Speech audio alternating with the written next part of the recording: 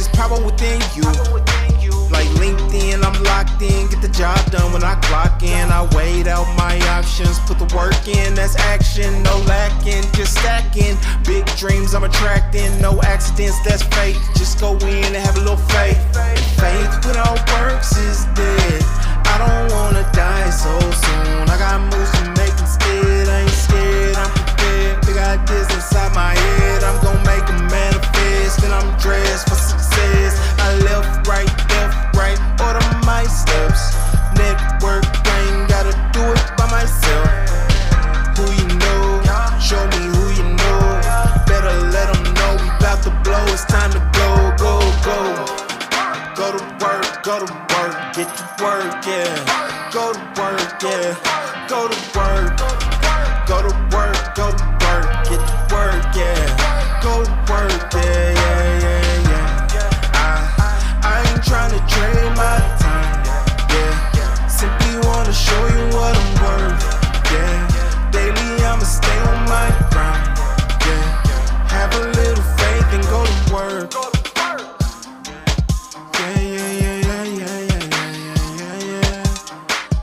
work.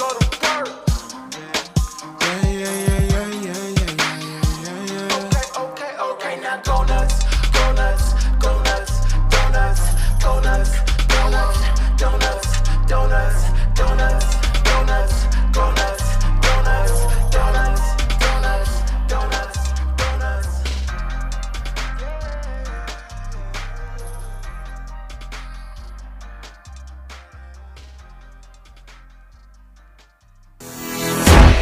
Hey there, I'm Trevor Houston, the creator of the Who You Know Summit, and I'd like to welcome you to the Who You Know Job Networking Show. On our program, we'd like to show you the job search like you've never seen. Everything from getting noticed by employers, how to properly format your resume, and how to network effectively using LinkedIn to drive recruiters to your profile.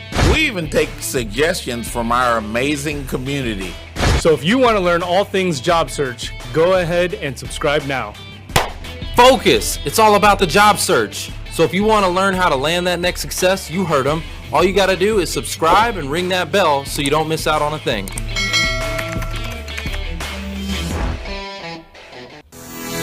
Welcome to the Who You Know Job Networking Show, where what you know is important, but who you know can make all the difference in your business, career, relationships, and life. I'm super excited about another special edition because we've got the Media Blitz episode going on right now. We are simultaneously taking over the news feeds, the audio rooms, all the YouTube and Facebook and LinkedIn and all the platforms. It's pretty cool. We're doing some shotgun effect out here.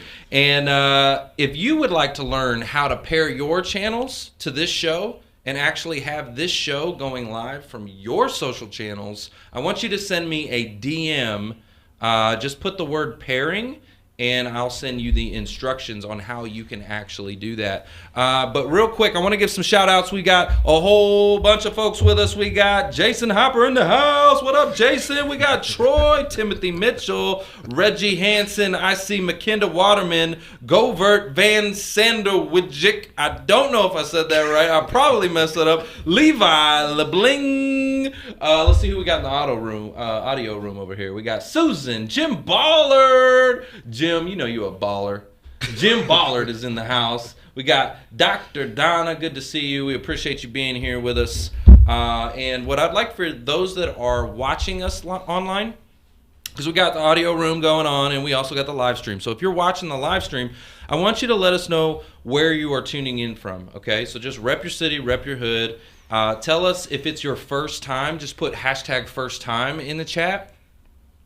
And if you're searching for employment, right, if you're looking for a job, tell us what you do. So you could put hashtag, project management, accounting and finance, operations, whatever it is that you do. Let us know in the chat so we can connect and network.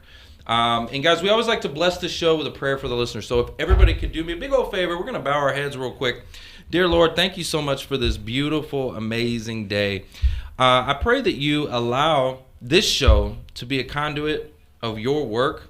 I pray that you allow this show to bring divine connection for those who are listening, networking opportunities that can open doors that only you can open, Lord. All these things in your mighty name, the mighty name of Jesus. Amen. Amen. And we got a lot to be grateful for. We have so many landings. We have a lot of folks that are back to their cash flow. So I'm going to raise my gun real quick, and we're going to celebrate, okay? So if you guys can do me a big favor and give me a round of applause. I got some names we're going to announce here. So we've got Cheryl McWeaver. We got Sean Washburn. We've got Ray Carrick, and we got Travis Hammer. We got you. Yeah. And I ran out of cash flow. Make it rain from over here. Here we go. Man, that's crazy. Hold on. I got to reset. Wait, reset. Hold up. I got more. There we go. I can't go out like no punk, okay? My money gun's run out, but I got more, so let's go. All right. That's what I'm talking about. Okay. Woo! That's more like it. All right. We're just going to dive on in. I've got a very, very special guest here today that I'm excited to introduce to all of the listeners. We've got DeWayne Owens. And DeWayne, I'm going to read a little bit of your bio because it's really inspiring, and I think it can help our audience who may be going through some rough times, man. So it says here that DeWayne overcame a 15-year addiction to marijuana, cocaine, crack cocaine, to becoming an entrepreneur who helps inspire hope and a game plan for individuals through personal development and making the baby steps necessary to achieve their dreams. And you were also mentored by Zig Ziglar. Yes. So a big round of applause and a welcome to the stage, DeWayne. DeWayne, man, that's what's up. So, okay, I got to really ask you about your backstory because, man, there's some stuff in there. So talk to me about at what point in life and what was going on behind the scenes in your life that had you, addicted to drugs and all that kind of stuff going on. Talk to me about that. Absolutely. Before we get started, can I take a moment to down about 3 cups of coffee so I can match your energy, man? Hey, let's go. Let's go. There it is, man. Cheers. Yeah, I got a drinking problem still. I got a little extra energy, man. It's just a little bit. Anyway, thank you for asking that question. And I think for your audience, you really have to be mindful of the fact that addiction is real. It's out there. It's a life destroyer. If you're not careful, kids are getting into it at a lot earlier age than I did. The genesis of what age? I'm curious because I got into it when I was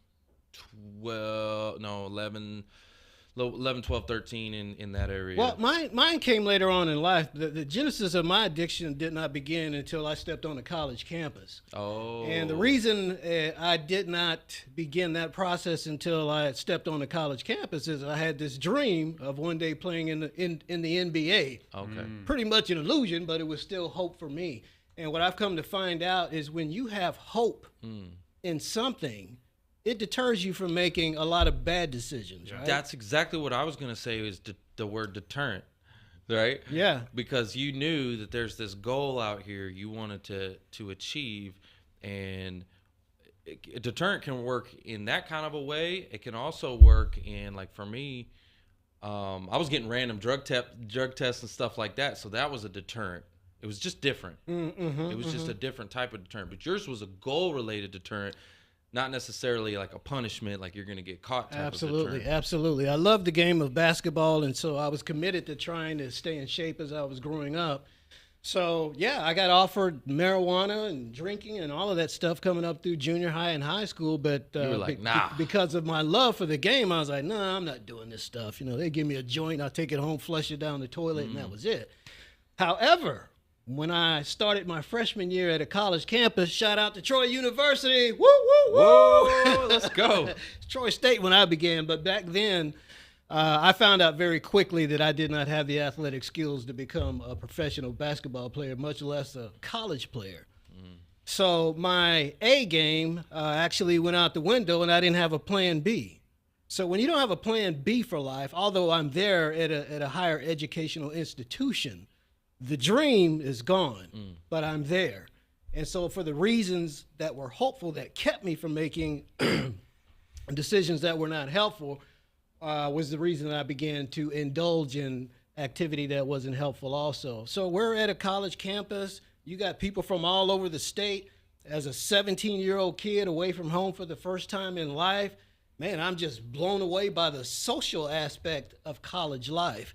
And so if anyone here has ever been on a college campus, you understand that there's a lot of alcohol and drug usage that takes place recreationally. And so since I didn't have a plan B, I thought, okay, well, hey, these guys are here for the same reason I am. We're here to get an education. You know, they're relatively reasonably intelligent people, but, you know, they also smoke a little marijuana. They drink a little alcohol. And so I decided to open myself up to that experience.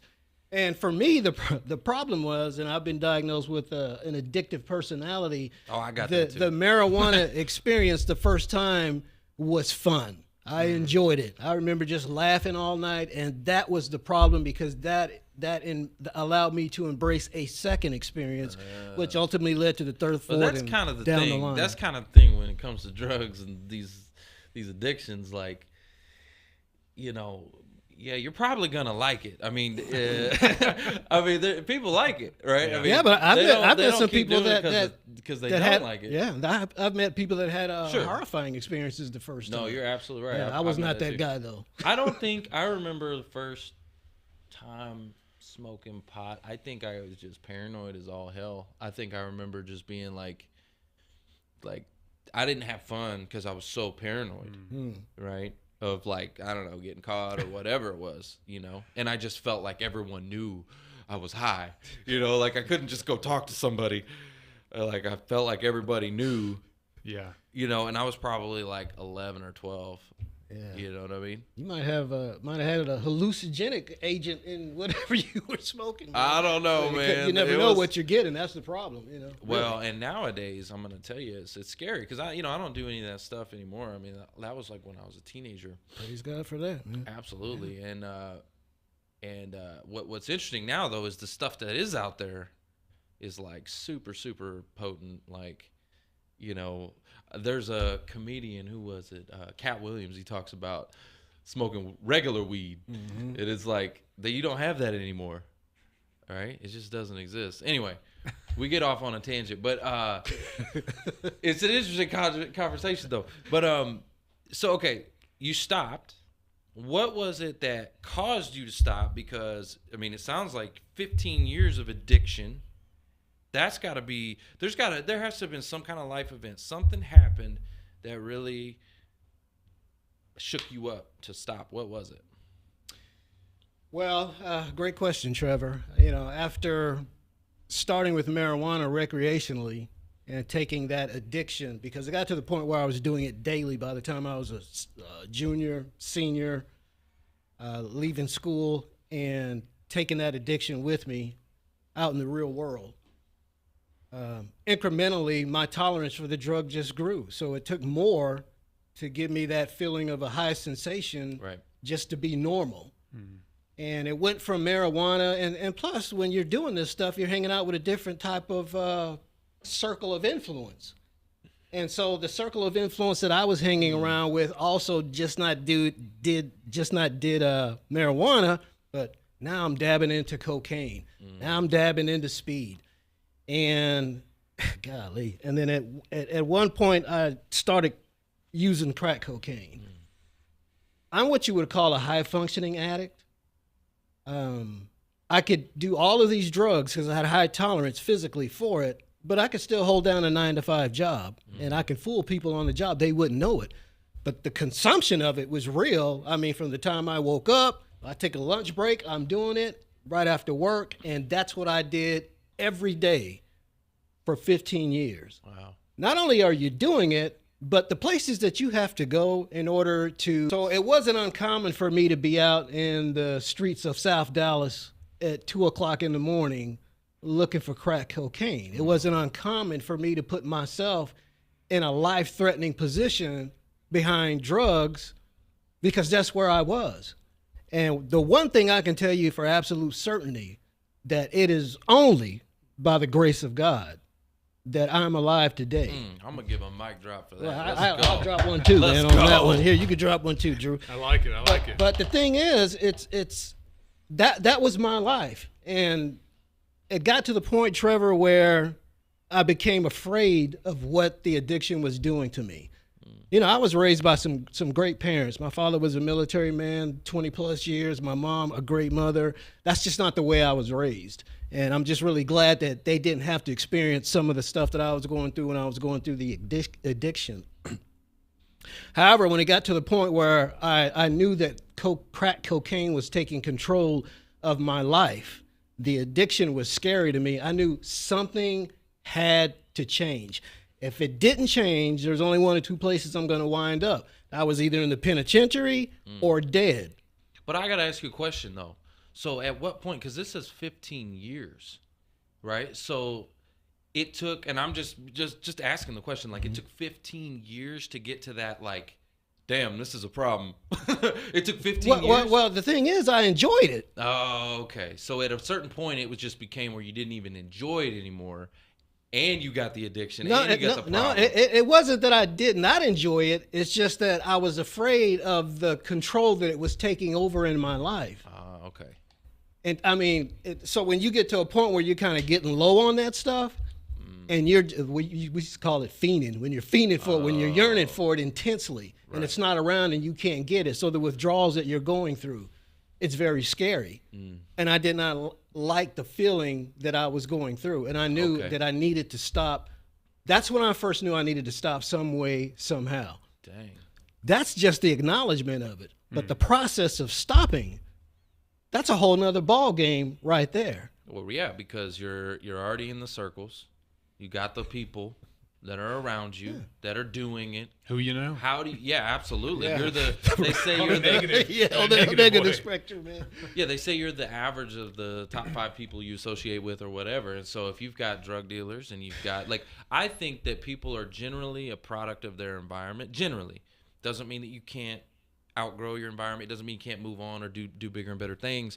But generally, if you have bad soil and you're not getting sunlight and you're not getting watered, you're not going to grow.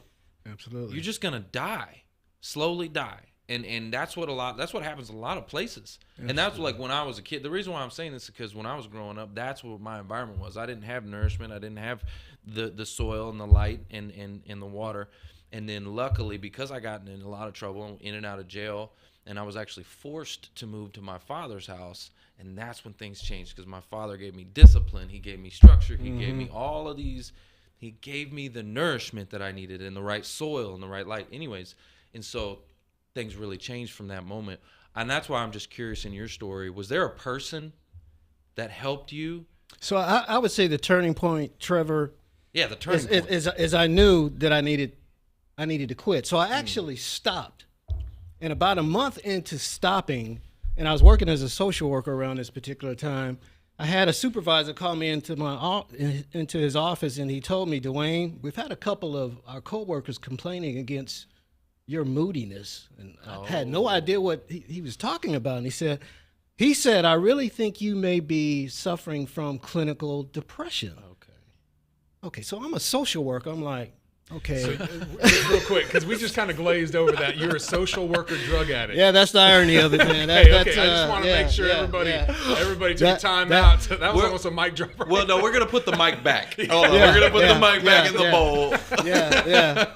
Wow, okay. But, however, being an undercover social worker, there were things that I was still learning about this addiction. For instance, the power of forgiveness.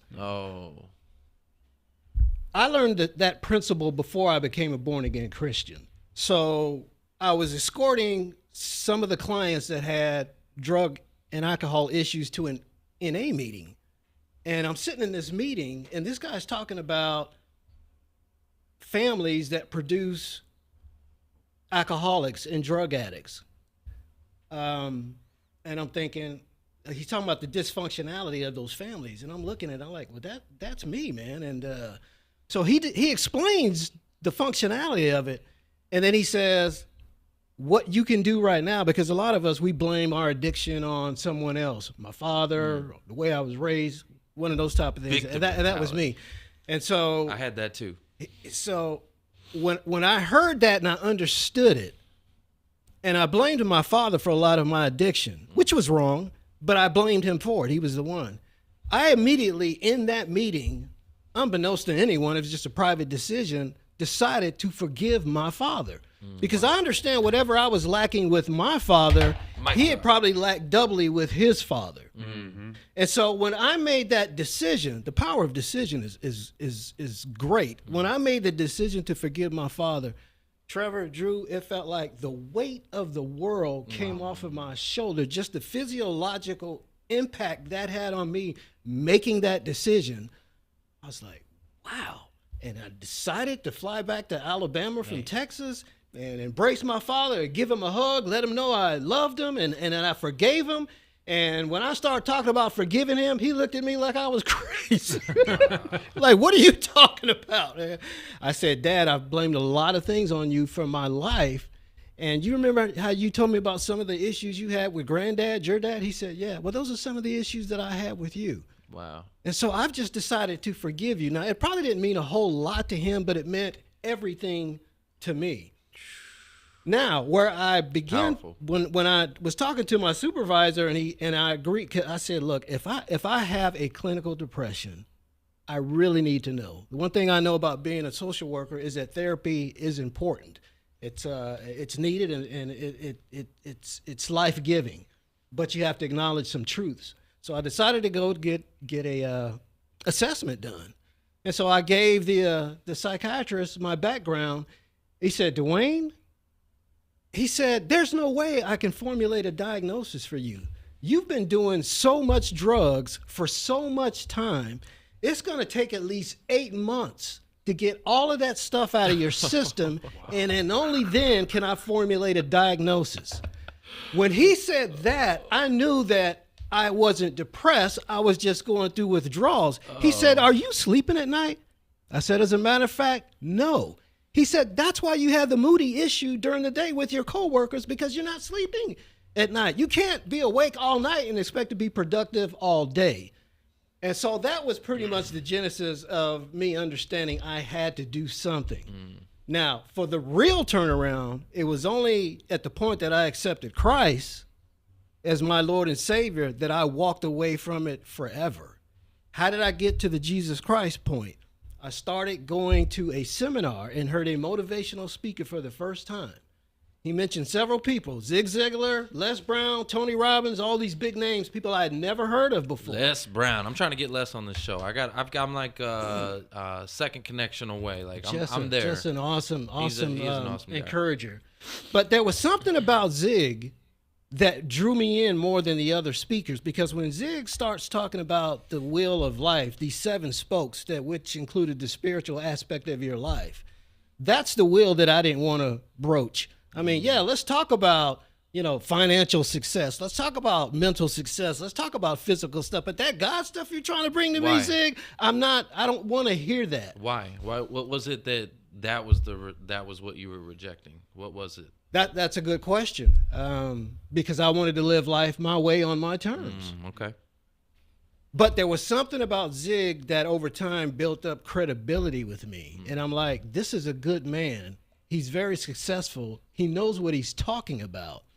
I should at least give what he's talking about a chance. And so you were mentored by him personally for how long? Well, I've known, really he was more accessible just before he got sick and passed away. So that's when I just had the awesome opportunity to spend more time with him, because I live close to the office, know his son, Tom Ziglar. But at any rate, getting back to that, so I started this search for spirituality. So I started looking at New Age stuff and some other stuff. But ultimately what happened, I came to accept Christ. When I accepted Christ, I was able to walk away from the drugs completely, never looking back again. And so it was a supernatural experience, because here's the one thing that I had to do also. I had to change my lifestyle. So you just can't say, I'm going to quit drugs and continue to do the same things you've been doing. So I joined a church, joined a men's group, started compensating my time with that portion of my life, and just fell in love with Christ, fell in love with the Bible, started trying to develop as a young man. And it was funny, because after I started reading the Bible. How old were you at that point? 35 years old. 35. Wow. Yeah. I was a late bloomer, man. No, hey, listen, I mean, it's the reason I'm asking some of those questions about timeline and all of that, just, I have a similar, but mine was just so early when I was super, super young. And then I'm seeing myself in you when you're saying like the transformation. So at age 16 is when I moved to my father's, and I remember, okay, now I'm getting out of the environment I was in, and now I'm being placed, going to church and, getting into a new environment and what that looked like, and yeah, it's just, I love your story, man. It's just, that's why I was curious at the timeline. Well, what was born out of that was purpose for me, because I realized I was influenced very heavily by Zig, and one of the things I want to say just before I go into that, I really want to commend you for praying before each show. Man, you're just building up treasures in heaven. So what Zig did when he was alive, he would have what's called the Monday morning devotion. And so he would invite speakers nationally and internationally to come in on a Monday morning, the first meeting of the day, in his office to give a devotion. And then Zig would always give his testimony after that. What Zig would say is, you know what? There's going to be a lot of meetings in this corporate headquarters during the course of this week, but none more important than this one. And so what that showed me is his relationship with God. I mean, as charismatic as he was on the stage, as awesome, brilliant speaker that he was just a better man off the stage. He was one of the most humble men I had ever met in my life. And I said, I see why he's so successful in this industry, because of the relationship he has with that man who controls all industries up there. And that's when I knew I wanted to be a motivational speaker. I wanted to help change people's lives. I didn't want anyone going through the experiences that I went through, that 15-year drug addiction. All that 15 years, man, that I could have been fed something that was life growing, illuminating, that could make a difference in life. I mean, I just spent it in a sewer mentality. And I said, this doesn't have to happen to young people. They need to be fed the right information. And although Zig was able to speak corporately, all of his principles came biblically out of the Bible. He could tell you that. And so, well, I love that too, because that's a Trojan horse strategy, right? Pastor Joel Scribner at Oaks Church, shout out to you. He has a book called Winology, and his book is about winning in life, relationships, business. It's all about winning. And he was a 4-time Taekwondo world-class champion. This guy, he's a fighter, right? Yeah. He says he kicks butt for Jesus, But yeah, so he's anyway, he wrote this book called Winology, and it's about just winning, the principles of winning. And when you read it, and then it allows him to go into corporate America, because they won't let a pastor in, right? Into spaces that they're not going to allow a pastor in. He's able to go in as a coach, yes, and coach, these corporations, and then people run up to him and say, what, this is amazing. This is the best thing I've ever heard in my life. And it's just all like, people are just blown away by it. And then, where did you get this? And it's like, it's the Bible. Like, I'm translating it into business language. Yeah. You know what I mean? Yeah. And so it sounds like very similar to what Zig Ziglar was doing. Well, what Zig realized is that many of the people that admired and respected him and came to these devotional meetings weren't believers. They weren't Christians. Sure. So what he was able to do for the kingdom is to give his testimony.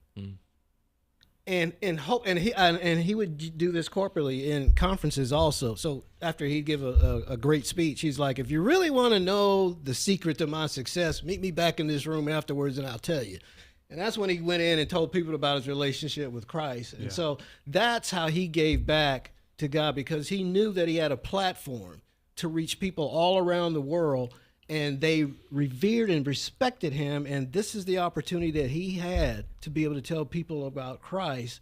And I saw that, and I was like, yeah. I'm in an interesting place with this show and the platform that we've created. I'm at an interesting point. I'm like, it's scary, because I've come to the realization, I used to say this all the time. Like, I remember I never voted, like politics or anything. I never voted. like for years and years. And I remember being like, oh, why would I waste my time on that? You know, why would I waste my energy on that? I remember my 20-year-old self saying these kinds of things. And I always remembered saying, well, if I had a microphone, if I had a platform, if I had, then yeah, but I'm just one vote. So what does my vote really matter? I remember saying these things. And then here I am now. I do have a platform now. I do have a microphone. And I'm like, wait a minute. I almost feel a responsibility to speak truth and my truth and how I feel about things. And at the same token, we're also in a culture where I could get canceled for speaking some of the things that I feel and think and believe. And it's a really, really tough place to be in because I feel a responsibility. And at the same time, I feel like risk. Mm-hmm. Like there's risk if I were to just open up about certain things. So I commend Zig Ziglar for using his platform to speak about the word, because that is even in our culture right now. Shoot, the word's under attack, and the word's been under attack for a long time. Yeah, I'm just going to say that. The word's been under attack for a long time. Yeah. You know, they're taking it out of schools, and I mean, it's... Yeah. Anyways, we can go on a tangent, but I appreciate you even doing that. But you're doing it. I mean, you opened up the show with prayer. I mean, that's a risk right there in and of itself. Most shows that I go to, they don't open up in prayer. The fact that you're doing that publicly is making people see, okay, he's one of those Christians. One of those guys. He's one of those guys. Yeah. One of those guys. But still, the show produces content, resources. Yeah. Because it's for the people that are going through unemployment, for that person who doesn't know where their next meal is coming from, for that person who has to go to a church just to get groceries to feed their family. I've been there. I understand that. And when you need resources like what this show provides, you could put up with a prayer for that. You might even win someone over. But oh my goodness. So yeah, there's a group where this all started. It was this church, Stonebriar Community Church. They have a networking group there called Frisco Connect. And absolutely, there were people that were there for the career resources, right? That's why they're there. And they're not Christians, they're not believers, they're whatever, but they're there for the free resources because they were good. And so they need to get back to their income, get back to work. But through that, through being there and being around other, believers and all of this, and people were transformed and converted and just saved. Really is I don't even know if I like the word converted. That's kind of I don't know, it just feels weird. Saved. Right? Yes. People were saved. Yeah. And they would break down and they would come back and they'd tell their story, and it was so interesting. They'd come back and they'd tell their story and they would say a couple things. I landed a job because of who it was somebody in my network, it was somebody I connected with. Yeah. They would also say, and God led me through this journey, and God was connecting those dots. It was always people, but God was the one connecting the dots and opening the doors for those divine connections. And that's what I prayed for today. It's like, I need the audience, if they're going through that, like, hey, listen, divine connections. Connect with each other in the comments. Connect with each other. Say, it's an instant door opener when you reach out to somebody and you say, hey, I saw you were in the chat of the Who You Know show. What a great show. What did you think about it? Boom. Got a door opener right there. Absolutely. Start having conversations. Absolutely. Well, let me say this. I was prompted when you mentioned your story in 15 years and that time, right? We can look back and think wasted time, or, man, those years, what could I have done with that time? People even in between jobs, they could feel I'm wasting my life. I'm in between, and there's a passage in Scripture that says God will restore what the enemy has taken. And I think, you can apply that financially. You can apply that to years of your life and output what you could produce with your life.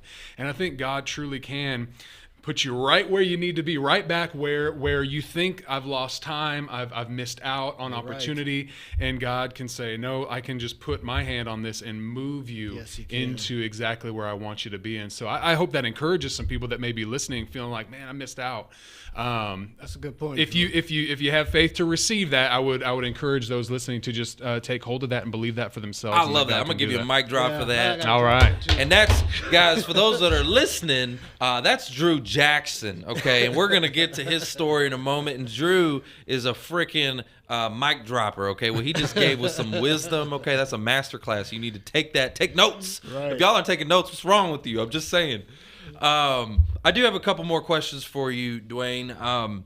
So tell me about your journey as a speaker, because now you are motivational, inspiration, right? You're on stages, you're doing your thing.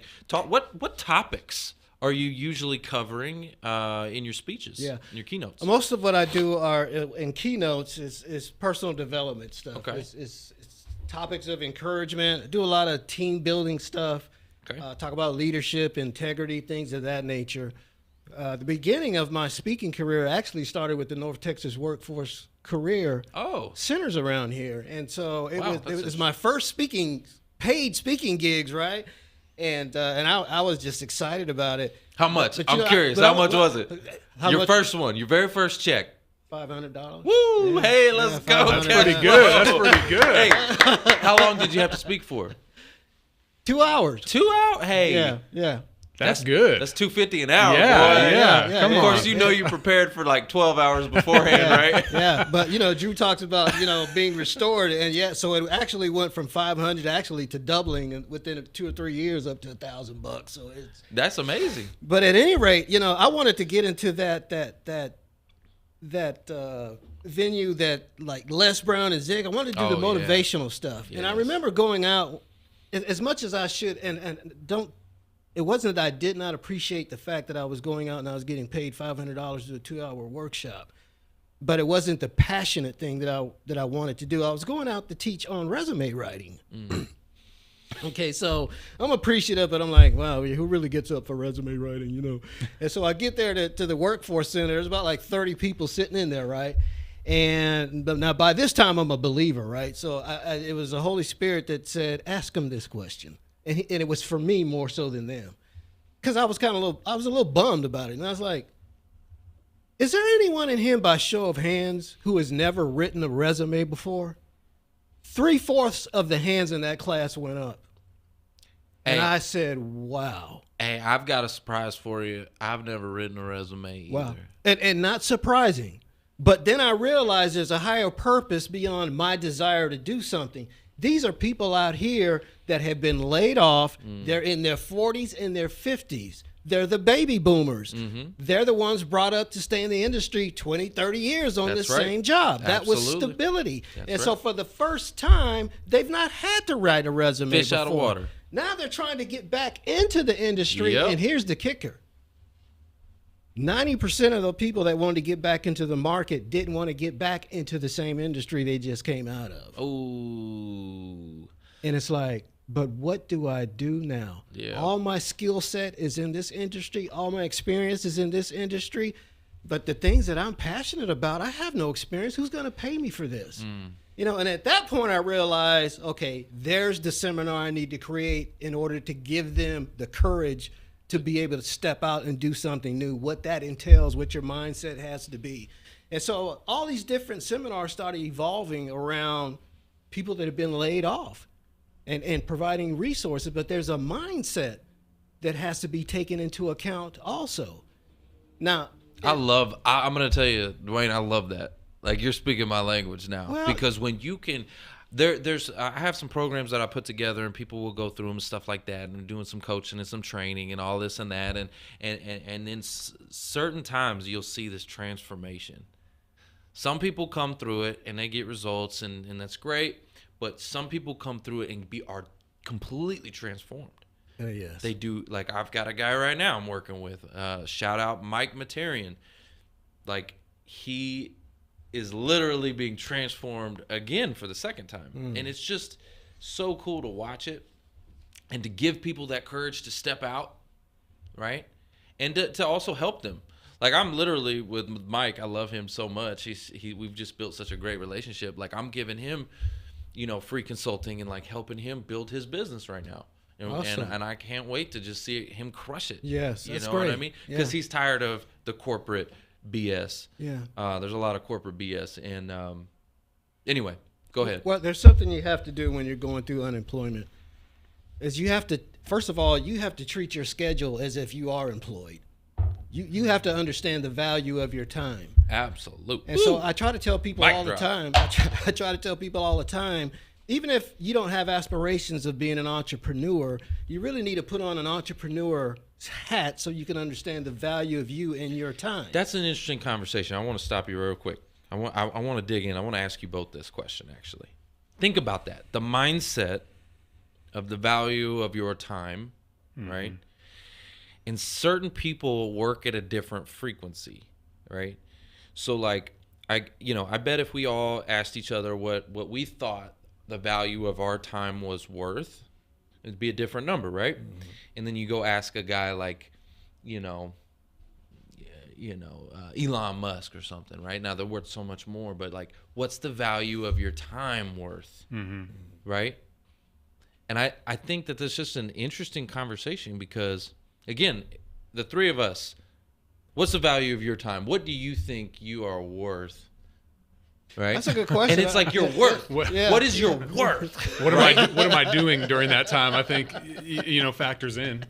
Yeah, I would think True that. Priorities, prioritization, but also of time, yeah, right? exactly. Like what activities are you doing at the time? How much? And John Maxwell talks about this. There are certain times throughout the day where I don't have to show up 100%. Right? There are times when I can be more 60% because I'm shaking hands. I'm not, but when I'm speaking, I got to be 100%. People expect 100%. They expect, and so during that time, You're worth that's more. a different value. Yeah, so that's what comes to mind. You talk about mindset, right? We all are going to kind of interpret that differently. That's good. I love that. To me, this is just an interesting conversation. Yeah. Like the value of time. Well, let me give you- and like to your point, are you in your low-paying activities? Are you doing the things that are like this? Is Are a you higher-paying researching? activity? Are you preparing? Correct. Whatever, or are you delivering? Are you doing like email tasks? Yeah, like you're checking off your Yeah. to-do list. Yeah, Right. And plus the fact that there are others who may not respect the value of your time also. So they think just because you're laid off, you got all the time in the world, right? Oh, no. Can you come over here and watch the two kids this weekend? You're not working anyway, right? Yeah. So come on over. But if they're busy. not going to respect your time unless you respect your time. And so you that's need to good. think in terms of, hey, my job search needs to be a 9 to 5. I need to get up in the morning and I need to work about 3 hours, take me about an hour lunch break, and then come back and work about 3 or 4 more hours. And your time needs to be dedicated to learning how to write an effective resume, learning interview skills, learning about networking, watching the Who You Know show. Hey, that's what I'm talking Your about. time needs to be dedicated to that. And a lot of people aren't doing that. And the other thing that people that are going through unemployment really need to do is they really need to take the time out for introspection.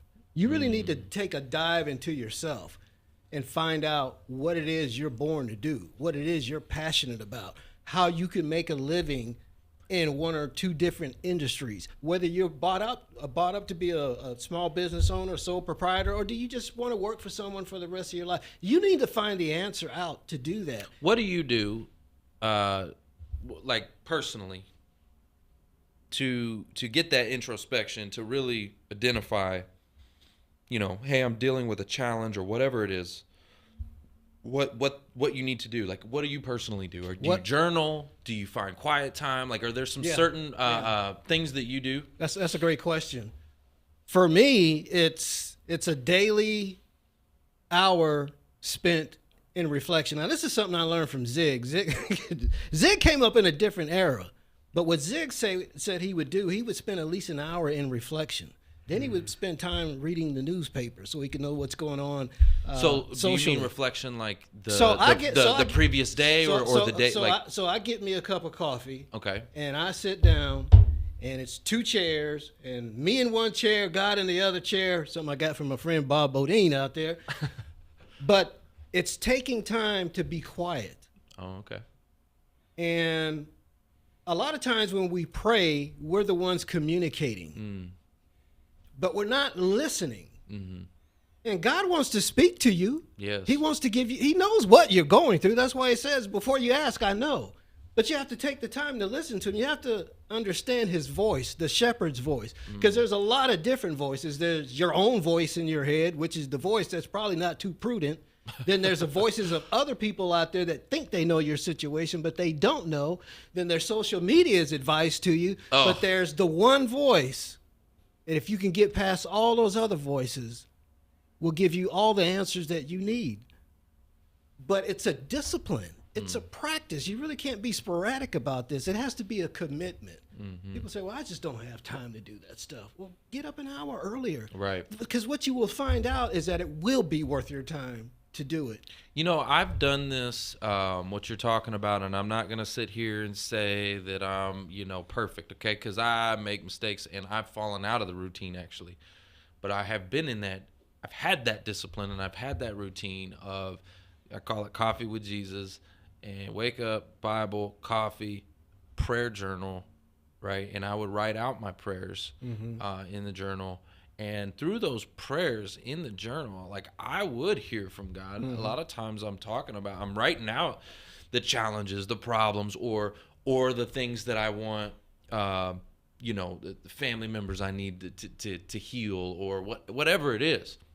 I'm writing it out. And thankfulness and gratitude and all of those things, right? So let me ask you a question, Trevor. If you and I were talking one-to-one, and you're telling me about some challenges that you're having in your life, would you have a notebook and be writing it out as we're talking? No, I'd be just talking. Yeah, we'd be tuned into each other. Right. And I think a lot of times we try to be a little bit too formal with God. He's God the Father. That's the formal expression. But he's also Abba. He's Daddy. And Daddy wants the relationship with his son where you're transparent. You're not writing stuff down. You're just talking to him, and you're hearing from him, just like you did if you had a good model of a father that was here on earth. But that's the relationship he wants to build with you, so that you could just be candid. You can just be transparent. He already knows everything that you're thinking anyway. That's so true. When you can break that down and say, God, yeah, I need to come clean with you. I know you know about this filthy stuff I'm thinking. Let's talk about it. Let's talk about it. Well, for years, I never went there with God. I knew he knew some of the stuff that I was thinking, some of the sins that were there mentally, because Jesus is trying to intercept the stuff mentally before it plays out physically. So he'll say, hey, look, if you're looking at a woman with lust, you've already sinned, buddy. So let's just kind of nip it in the bud right here.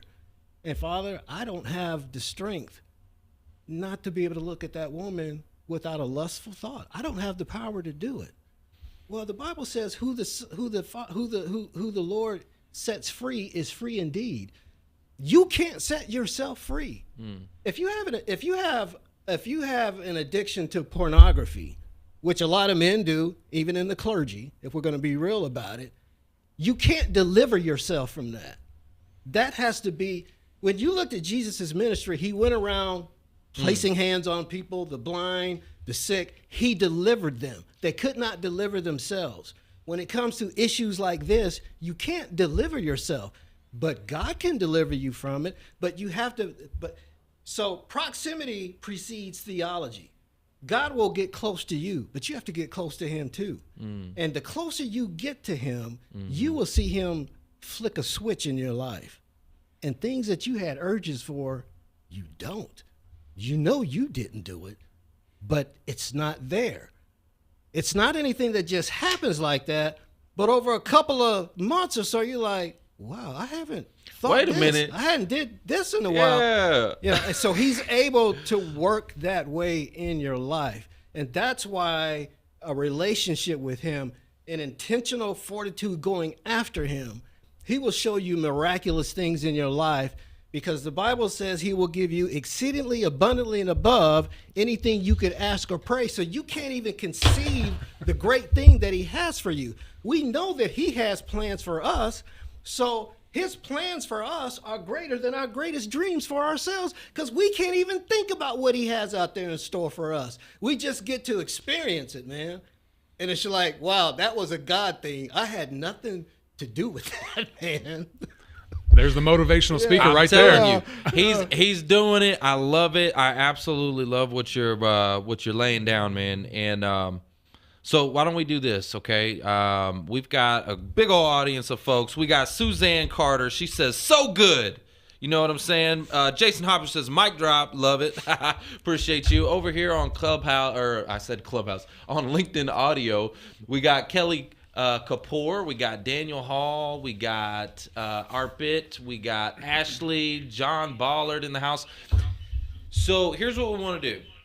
Actually, let me turn that down. Can you turn that down? That'd be good. Let's do a giveaway. You got a book, too, you want to talk about, right? Yes, I do. I have a book called... You have a whole book shelf over there full of books. It's called Awakening the Workplace. It's a collaborative effort I did with some authors from around the globe, really.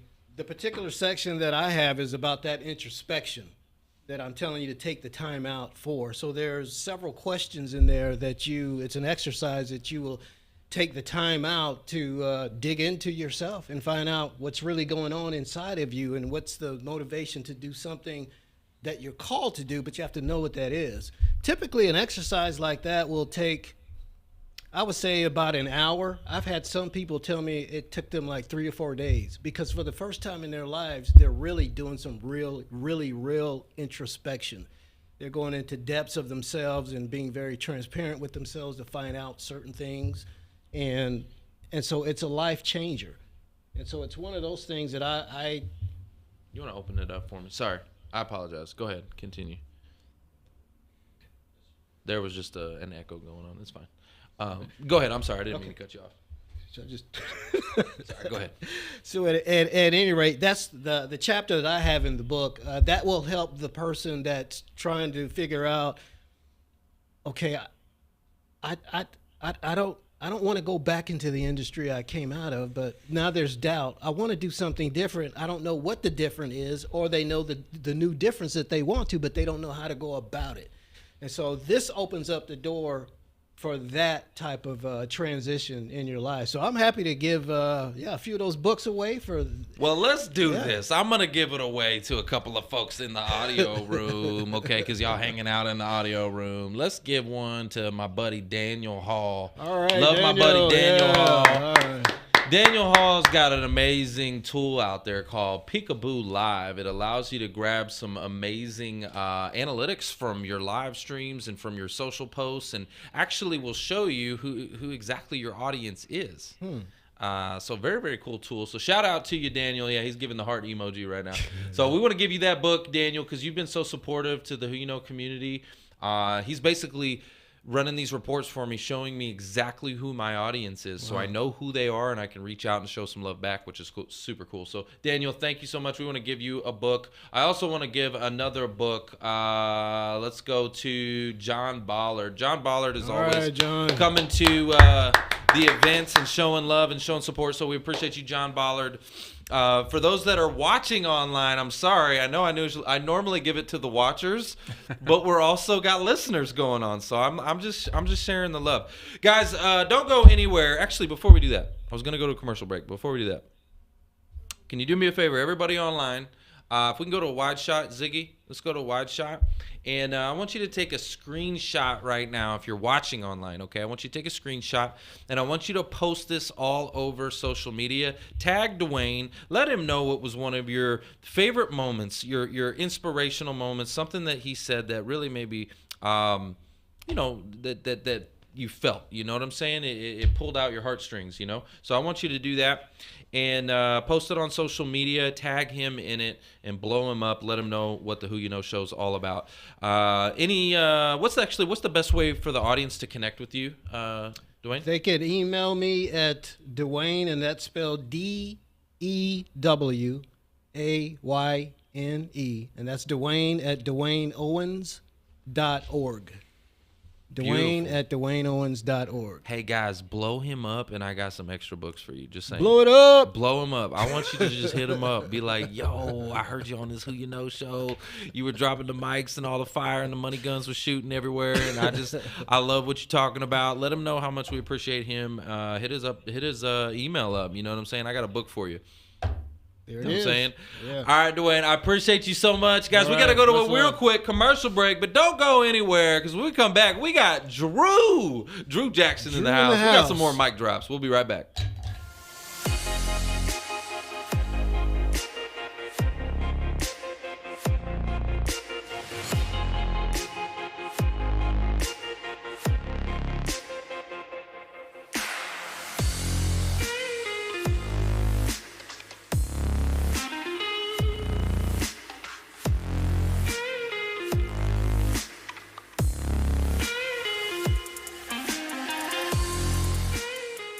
If anyone is out there and you're a realtor or you are looking to get your real estate license, it's a very low cost entry, $300 to take your real estate course online. Inexpensive compared to like a college. EXP is $150 to join and it's like $84 a month. So relatively speaking, these are very inexpensive costs.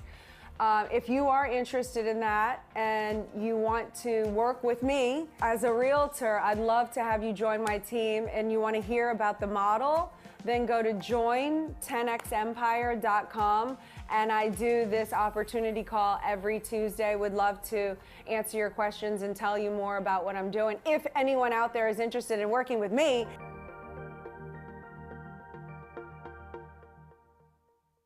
You know you have something unique to offer your next employer, whether it's your experience or your work ethic or your passion or your personality. But how do you stand out from the crowd when you're stuck sending plain text emails that lack personality, lack humanity, and worst of all, look like every other email in the inbox? Job seekers just like you are discovering how easy it is to put their humanity back into their communication and back into their job search with BombBomb Video. Visit bombbomb.com to start a free trial today and rehumanize your job search. Hey guys, come work for the most innovative company in the world, 10X Incubator. We're launching 10,000, listen to me, 10,000 tech companies in 10 years. If you're a coder, what? We got programmer, coders, we got graphic designers, we got copywriters, digital marketers, biz dev. you name it. You If got you skill. like tech, love tech, hungry. want to be in tech, okay? We don't actually require that you get the jab here either. Just so you know, if you want it, good. If you don't want it, no problem. We are hiring. We want you. If you're good at your job, if you're disciplined, if you want to be paid well, if you want to be taken care of, if you want to be in a 10X environment, click the link below. Give us your resume and a short video, 30-second video. Just tell us who you are. Tell us what you do. We want you. We want you. Let's go. We want you.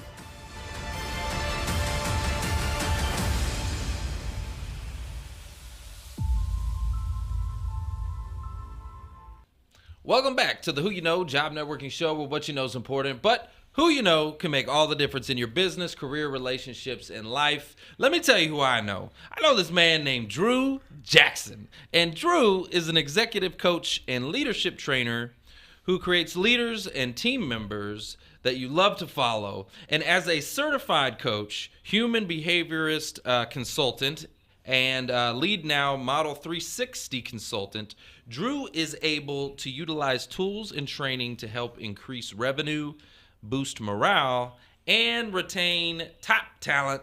So if I can get a warm who you know welcome for Drew Jackson. Let's go.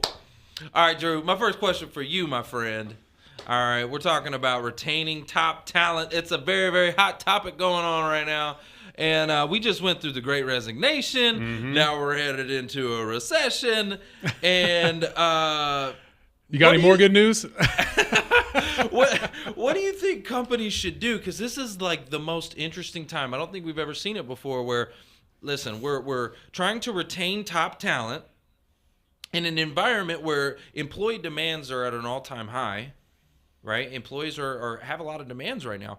And at the same time, we may be facing hiring freezes and layoffs and things like that. What do you think companies should be doing to retain talent in a time where, hey, demands are high, but hey, maybe profits are low? Yeah. Well, I'm a simple man, so I'm just got some simple stuff to say. I think first and foremost, you got to treat people how you want to be treated, right? The golden rule. Yeah. Keeping it simple, right? Keeping it simple. I'm not the first person to say that. But then beyond that, once we know people, so once we have people that work, they're on our team, they're in our organization, and we're in the same environment. We know them. We know their preferences. We know how they like to be spoken to, how they like to be communicated with. At that point, once we know somebody, we need to treat them how they want to be treated. So not just like, hey, this is how I like to work. I'm the boss. Do what I say. Do things my way. No, we need to say, hey, if I'm coming to Trevor and I have something I want to communicate to Trevor, then the best thing I can do is say, what's the best way for Trevor to receive this message? right? Because ultimately, I want you to receive the message, run with it, right? There's information I'm trying to transfer to you. There's something I need you, an action I need you to take. The best thing I could do is say, hey, Trevor receives messages best when I ask him how his day is going first. Hey, Trevor, how's your day going? Man, it's going great. Awesome. Hey, I had this thing I need to run by you. We're good, right? And then there's other people that they just get to business. Just tell me in a bullet point what you need from me, and I'm on it. I don't need you to ask me about my day and my dog, anything. that actually, right? Some people are annoyed by that. Yeah. So treat people That's me. Is that you? I'm like, just what? Come on. Time is, let's go. Yeah. I'm actually like that. Yeah. So the best way to come to you after I've known you for a little while would be to hit the bullet points with you. Yeah. And treat you how you want to be treated. Other than that, deal with the problems. The biggest thing, when you don't deal with people, especially in this environment, the Great Resignation, man, if I confront this person and I tell this person on my team that they're not performing how they need to perform, and other team members are frustrated by their lack of performance, but in my mindset, as the leader of this team, I go, man, if I confront them, they're just going to go find another job. It's the whole thing. Well, what if you don't confront them? They stick around, right? Low performer sticks around, right? Hold on. I love that. Am I right? We're getting into that. We're going to get into that later. But a good hire is an asset. Has lots of options, too. A bad hire too. is a liability. Yeah, exactly. Right. A person that's performing well has lots of options. They're the one that can go get another job. The person that's not performing well, they can't find another job. There you go. But who was it? Was it Zig Ziglar that said, somebody said this, I should know this, train people well enough so that they can leave. Treat them well enough so that they won't want to. Yeah. Who said that? A few of them. Branson's definitely said it as well. Yeah, so Richard Branson got it. Said a variation of that as well. And it's that whole concept of you're stuck with them if you don't train them, and you're stuck with a low-performing person. So address it. And what I've found is, as you just process through this, if you've had any experience with confronting a person that's not performing well, the initial response is usually not, well, I'm going to go find another job. It's usually not. Most of the time people go, man, I want to be in right relationship with these folks. So what do I got to do to get things corrected? And so by doing that, you're going to keep your top performing people. So you've got to just think about creating that environment where people want to work. A couple other things. I mean, people love a vision. We talked about this with DeWayne and his story. Everybody wants a personal life vision that's motivating, that moves you forward, but people also want a vision for the organization. Where are we going? What am I don't want to show up and do something each day not feeling like I'm contributing to an overarching goal, some bigger picture that we're moving towards. So communicate that to your team. So those are just a few of the items that you can do with your team to create that environment where people want to stick around. They want to be a part of what you're doing. I love that. Yes. I love that. And I think a lot of that is culture, right? And creating the, like you said, the direction of the company, allowing your employees to know where you're headed and things like that. That's part of the culture. What leadership tips or tricks or whatever you want to call it do you have for creating remote culture? That's I think that's part of the issue we're seeing right now with a lot of people. They're disconnected because they're at home, right? And there's a place for remote work. I'm not saying there's not, but it creates a culture challenge, right? Where it's like, I just don't feel it as much as if we brought everybody together as a company with a rah-rah kind of a meeting, and where this is where we're headed, this is where we're going, and we do that on a Zoom. It's kind of like, right? Yeah. So there are people that are wired to be in the office, and organizations that are created, and they just want office culture, and that's just that's who they are. And there are people that are high performers. I'm married to one. Very good at her job, and they go in the office twice a month, and she is A-okay with that. Yeah, exactly. And so I think you have to know your people, know what you've created, and if your environment is conducive to an ongoing remote environment. But think about it. What are you missing out on? When I worked in an office, in an organization, when you go to the bathroom, you pass somebody's office.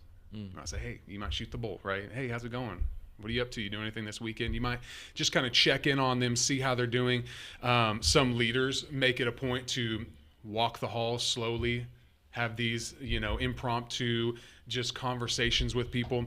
So how can you create that in a virtual environment? Well, you can create 15-minute meetings, check-ins with people. It's not formal. We're not talking about anything in particular. I'm just checking in on you. I'm just seeing how you're doing. Yeah. And we don't have that happening in the office place, so I'm doing it virtual. I'm doing it over the phone. I'm doing it in an environment where we can kind of create those moments throughout the day. And I think you just have to... Those little micro touch points that are just checking in, even to the point like, if you've ever had somebody that you respect, someone that's a leader to you, your boss or whatever, and they come and they get literally like a little pat on the back, that kind of a thing, it really helps boost you. I remember I had a managing partner that I work with, and he invited me just to lunch, not no formal, just to say, hey man, you're doing a great job, and just invited me to lunch, and that meant the world to me. It was like, it meant the world to me. I was like, this guy believes in me. Yeah.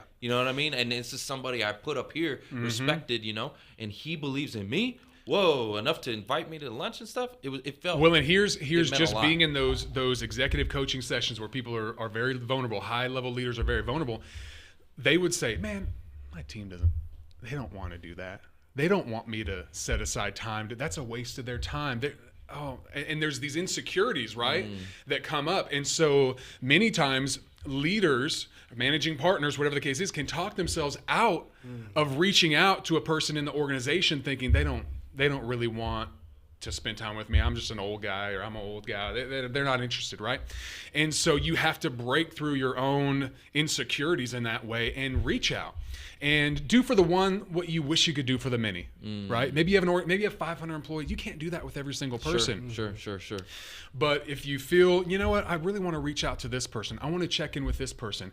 And I think we can't get comfortable with thinking that everybody's bought in, that everybody's okay, that everybody on our team is running with us. And we have to do those check-ins. We have to do those stop-ins. How you doing? Hey, I'm just going to text you real quick. I'm going to check in with you. I'm going to message you. I know you're not directly in my line, and this is going outside of the line, but I just felt a need to check in on you and see how you're doing.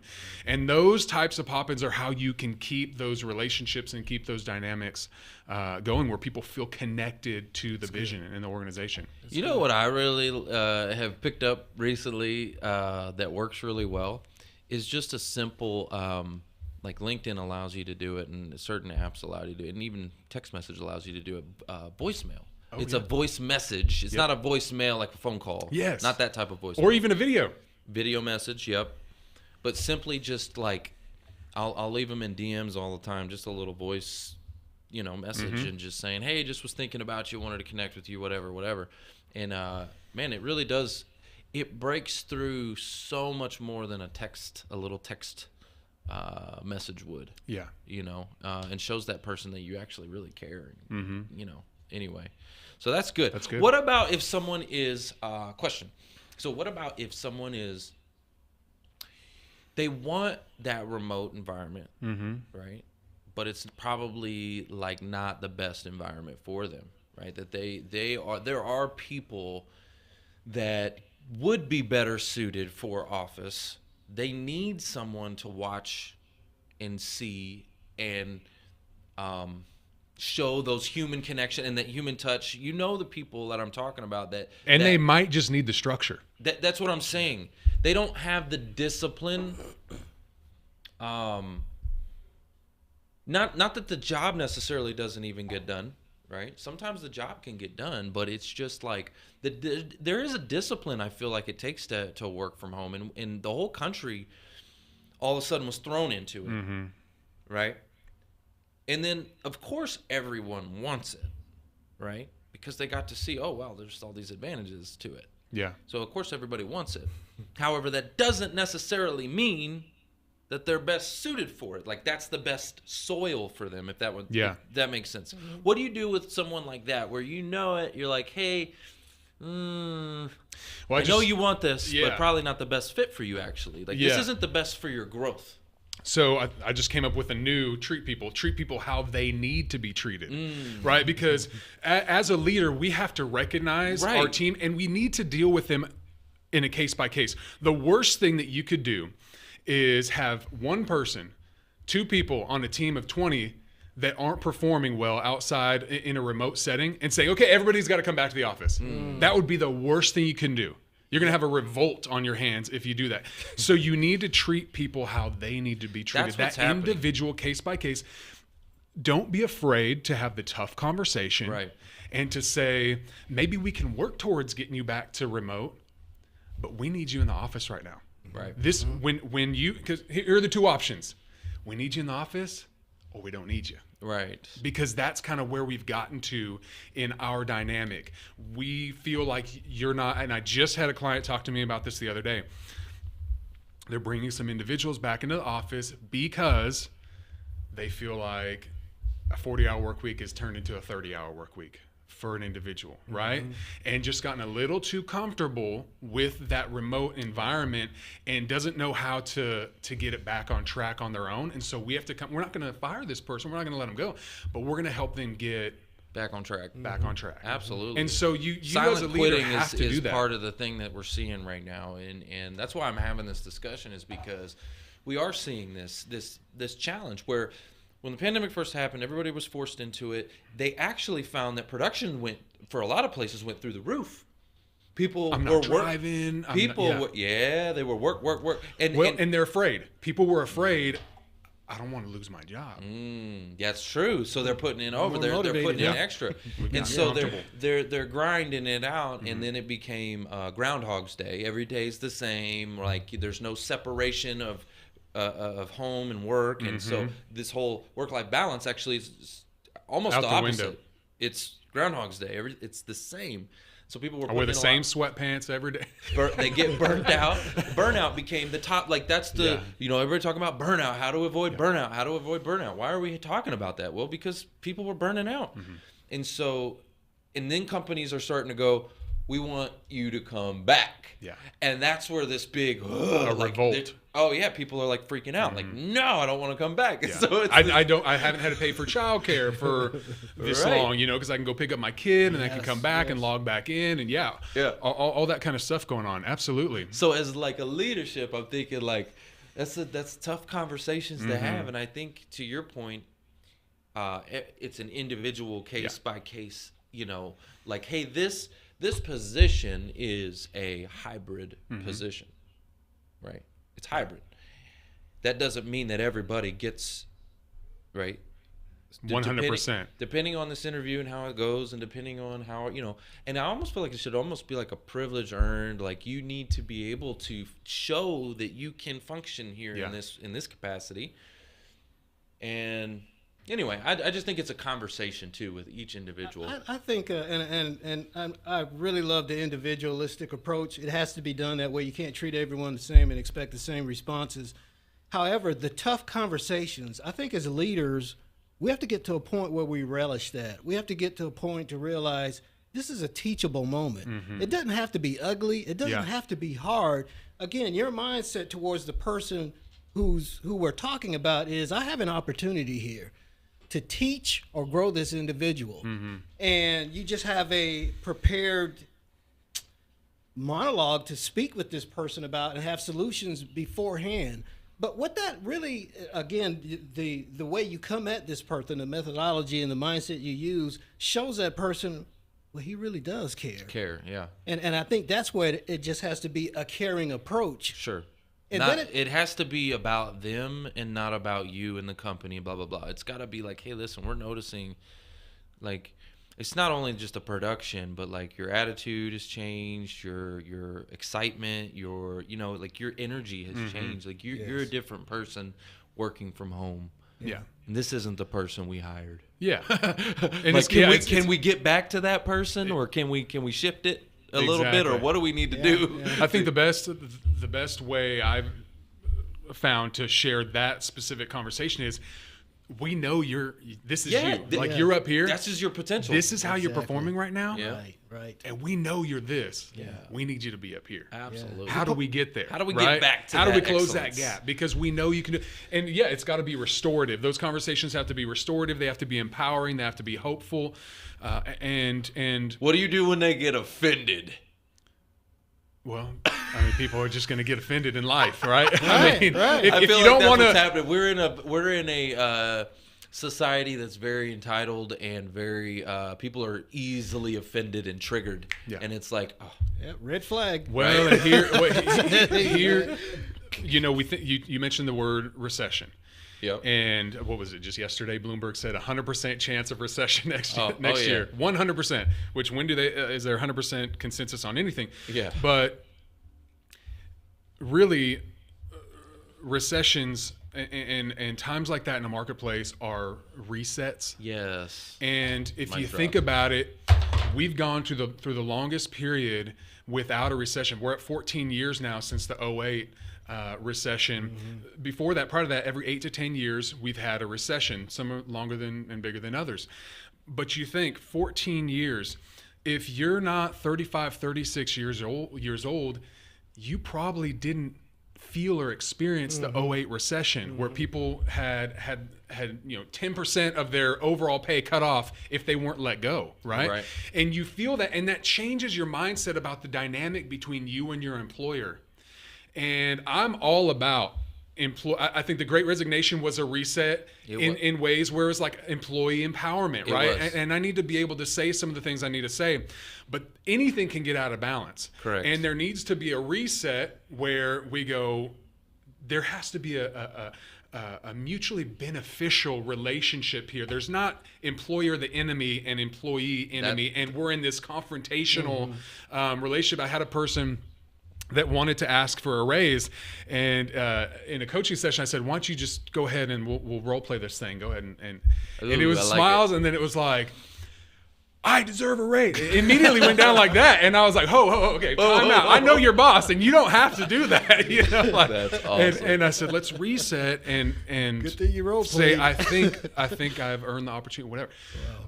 But when we're approaching things from a confrontational enemy, your corner, my corner mindset, we're going about it all wrong. Right. And so a recession could be a reset on that, on everybody to say, hey, how can we figure this out so the organization can do well and we can keep as many team members, employees going? And for some organizations that happened during the pandemic, and for others it just didn't. So it'll be interesting.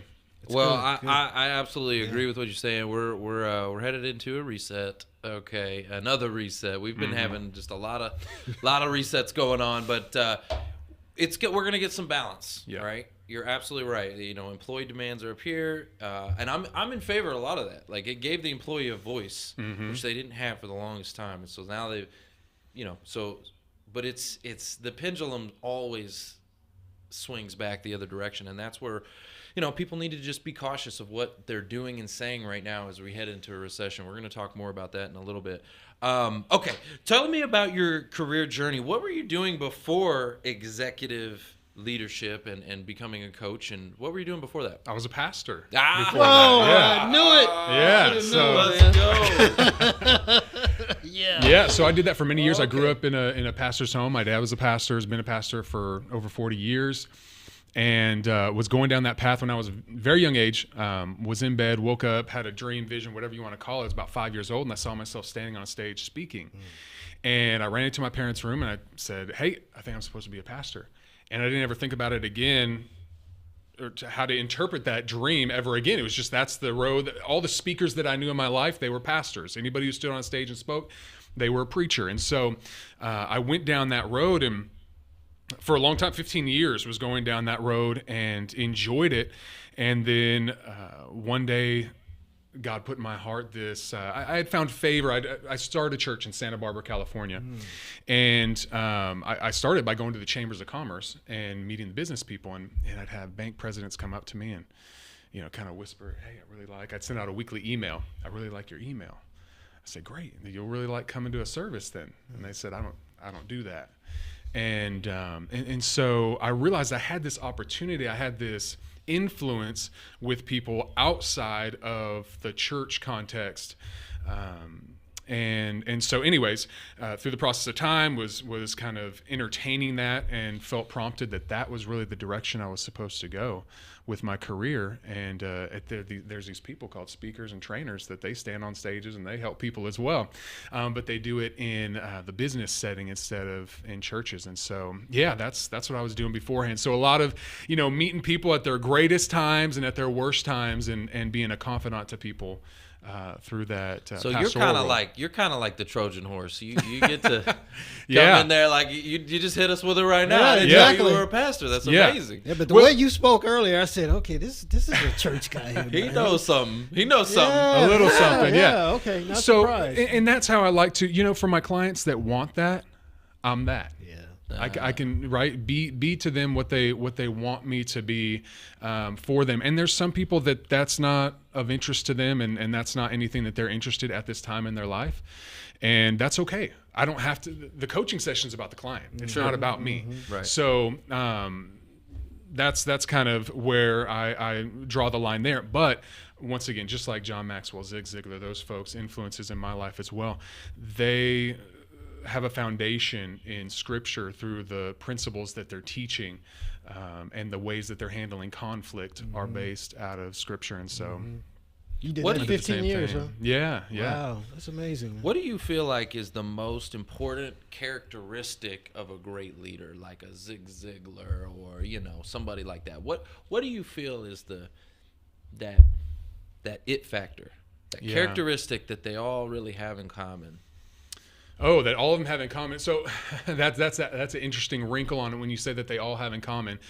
Well, what were you thinking? Yeah, before the first thing that came to mind, I think the characteristic of great leaders is empathy. And really the modern leader, I would say the modern leader is a person that can sit in the shoes of the person across from them and kind of feel what they feel. Mm-hmm. That's what the next generation is looking for in a leader.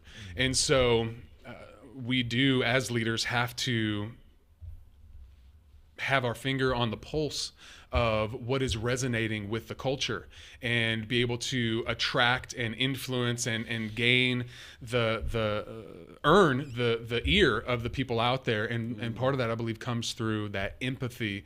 That's where you're going to see more success. At the end of the day, though, people want to follow, like if you just look at research, people want to follow someone that has a vision. The number one thing that people are looking for, this was done through the Leadership Challenge, with a coworker, they're looking for honesty, trust, someone I can trust. And that's across the board. That's the number one thing they're looking for in a leader and in a coworker. But where it diverges from there is in the idea of a leader, they want vision. They want someone who has eyes to the future. So that's what people are looking for in surveys over the last 20 years, based on the Leadership Challenge. So that's what I would say every leader has, like, just based on what people are looking for over time. What I think everybody needs to grow in and put a focus in on is that empathy and caring about their team. That's a great answer. Oh my gosh. So you're right. I would say what parallels empathy is integrity also. Integrity. Yeah, absolutely. Those two characteristics right there. Wow, yeah, it's a winning combination, no doubt. Absolutely. I like what you were saying about vision. Most great leaders are visionaries, right? You look at the Steve Jobs and the Elon Musk. I mean, there's visionaries. Mm-hmm. Like, they have this idea that's so out of this world that you're like, what?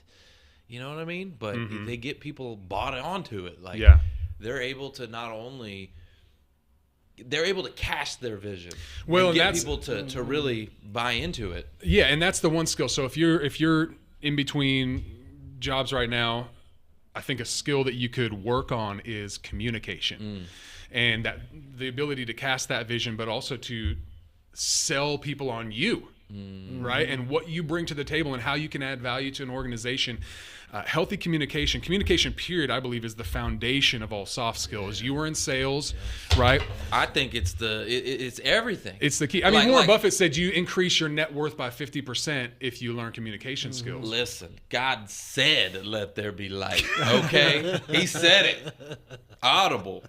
right? Yeah. Like, you know what I'm saying? Communication is everything. Yes.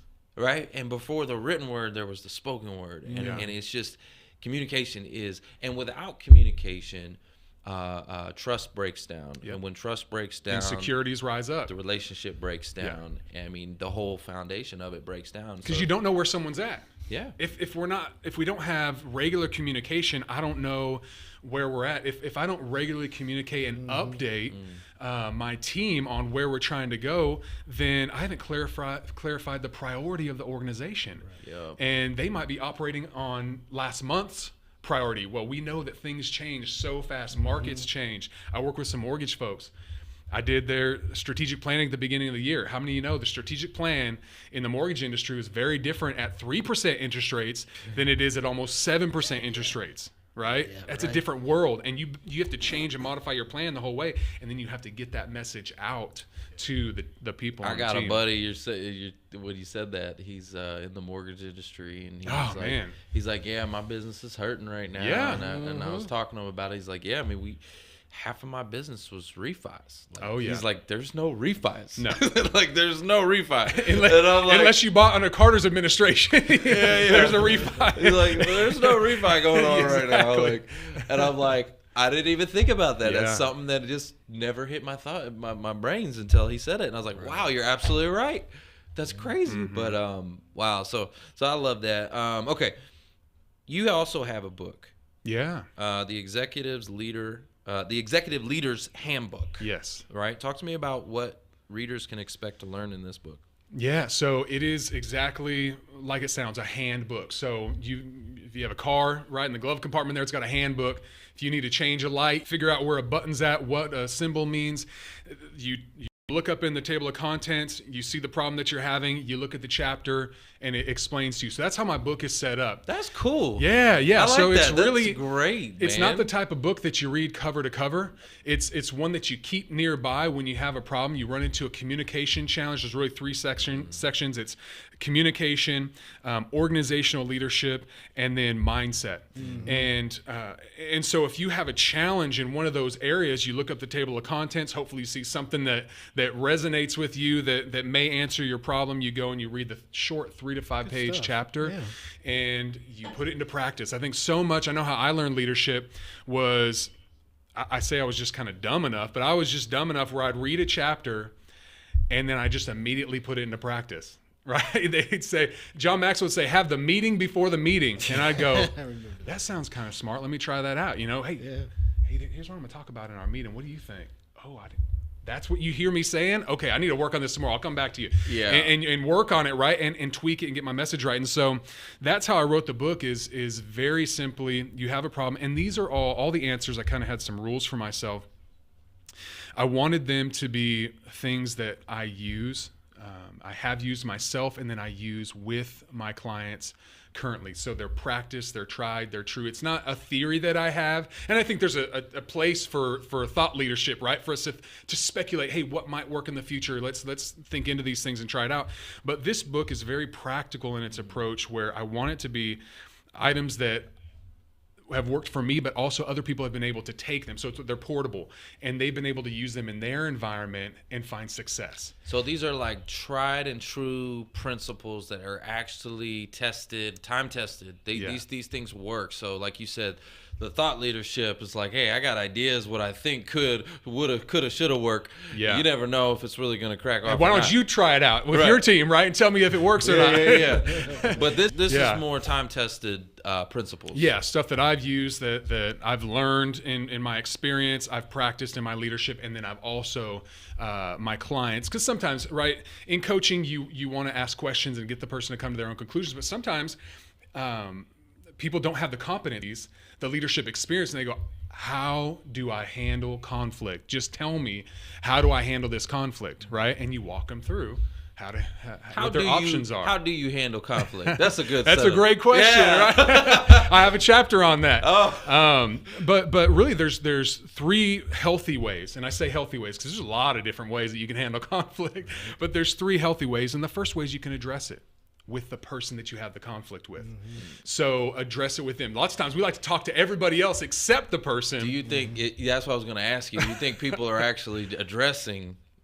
No, I think they're talking to other people, or they're telling someone else to go address it. Hey, let me tell on them, because you need to go tell them.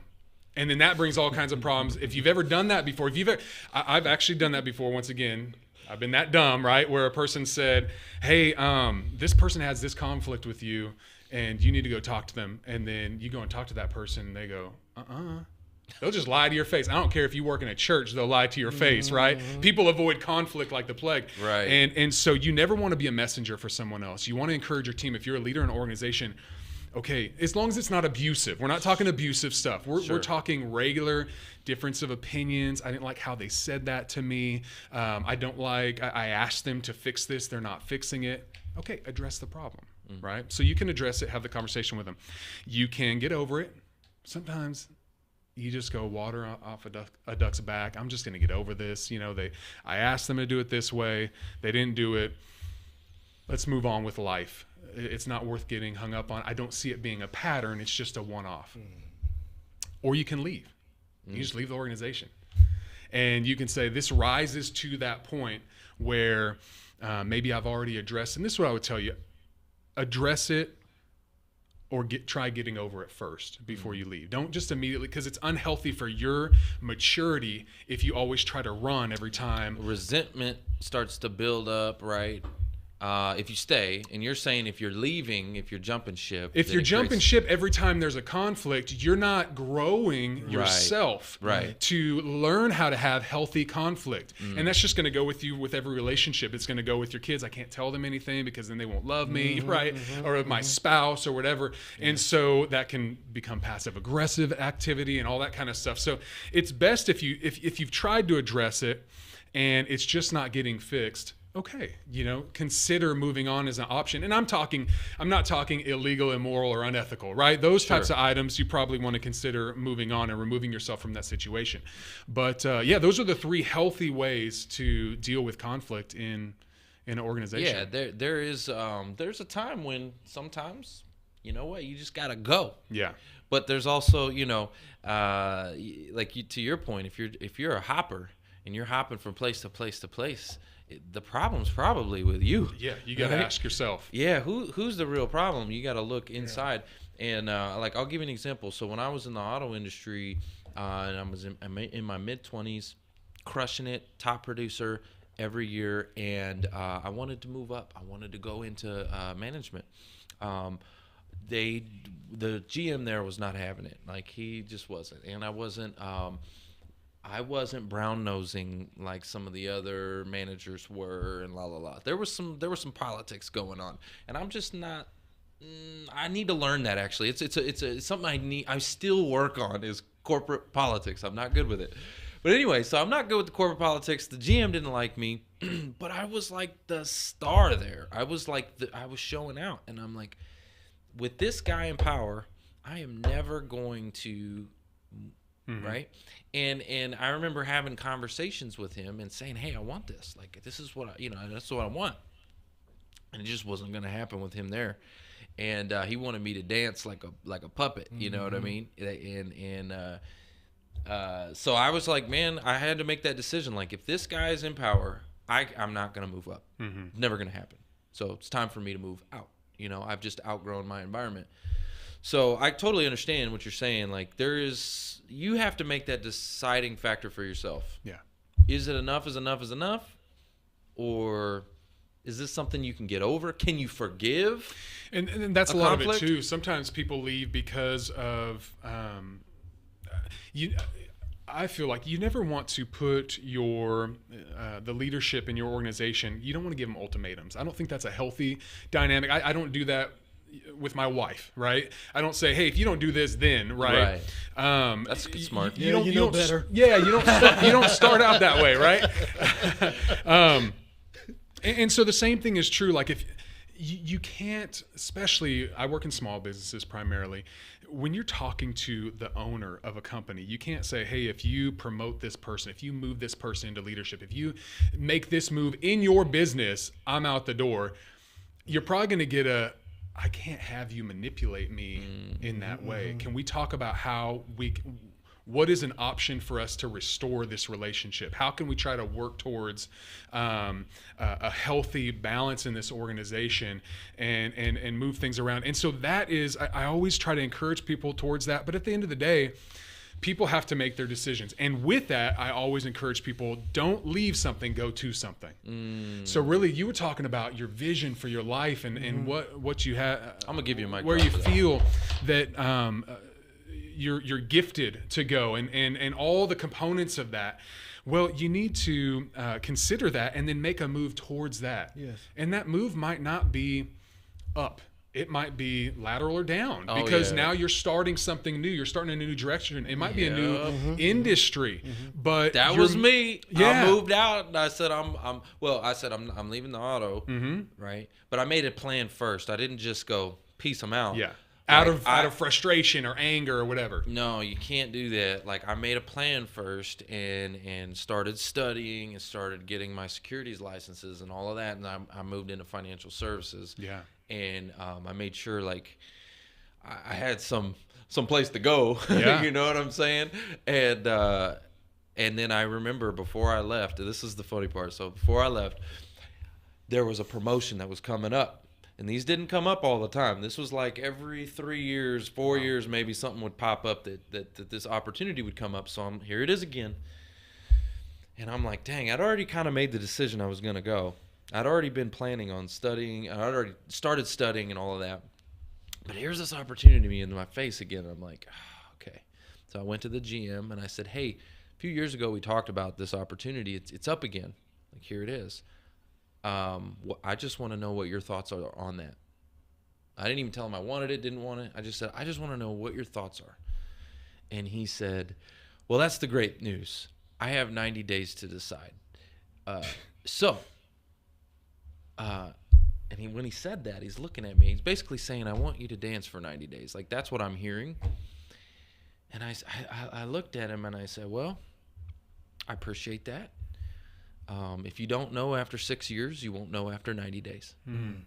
So I appreciate you. And, and I put in my 2 weeks notice right there. Wow. I was like, thank you. That was everything I needed to hear. Yeah. He's like, well, that's the good news. I got 90 days. I'm like, dude, 6 years. Yeah. 90 days.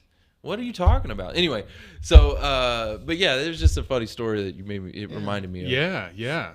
So you put together your plan. I think that's Yeah, great. I put the plan And together. knowing your skill sets, right? And obviously you're doing fantastic in that. Yeah, oh yeah. And knowing where your skills lie and what can be good for you and is a good move for you and for your future. I think that's the thing to do. And at the end of the day, people have to make their own decisions and know that nobody else forced them into it, right? Because nobody ever wants to feel that way. I don't want to make someone feel like Drew pressured me into doing something like that, because then I'm kind of on the hook for if it works or not.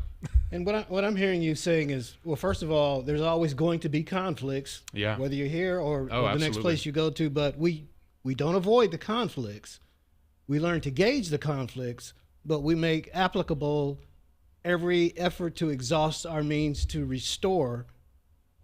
And if that doesn't work out, then you have to make that decision whether to move forward or not. Yeah. But wherever you go, there's still going to be some type of conflict that you're going to deal with to some degree. Right. Yeah. And you have to learn how to effectively deal with that. When it's just a part of life. Like you said, not just at the office, but at home. Yeah. In relationships also. Yeah. So here's the funny part about that story. So fast forward, I get into the financial services realm, start doing well. Well, actually, my first year was a really, really struggle, okay? So if I'm being real about it. And then that GM got fired. There was some stuff going on behind the scenes. There was fire, okay? Where there's smoke, there's fire. There was some fire going on. Anyway, he gets fired. But I took it as an opportunity. I was like, you know what? I was already in this job